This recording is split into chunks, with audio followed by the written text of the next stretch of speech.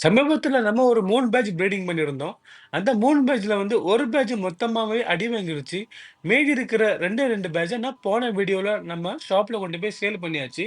மீதி இருக்கிற மீனுங்கள நான் கொஞ்சம் எடுத்து வச்சிருக்கிறேன். ஃபியூச்சர் ப்ரீடிங்காண்டி. அதுதான் இன்னைக்குள்ள பதிவு இது.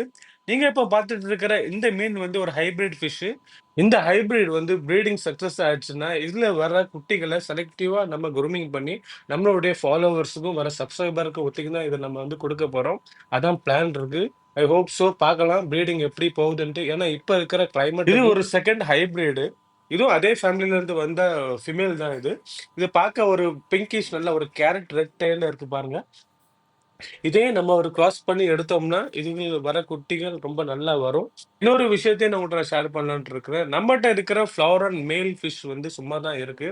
அது இன்னும் நானும் ப்ரீடிங் பண்ணல. அதுக்கு நான் ஒரு இந்தியன் ஃப்ளவர் ஃபீமேல் ஃபிஷ் நான் வாங்கலான்ட்டு இருக்கேன். சென்னையில இருந்து. நீங்க வந்து ஃபாலோ பண்ணிட்டே வாங்க. நீங்க இப்ப பார்த்துட்டு இருக்கிற இந்த பேட்ச் வந்து ஒரு கேலக்ஸி பேர் இது. இதுவும் அதே பேட்ச்ல இருந்து வந்த மேல், ஃபீமேல் தான் இது.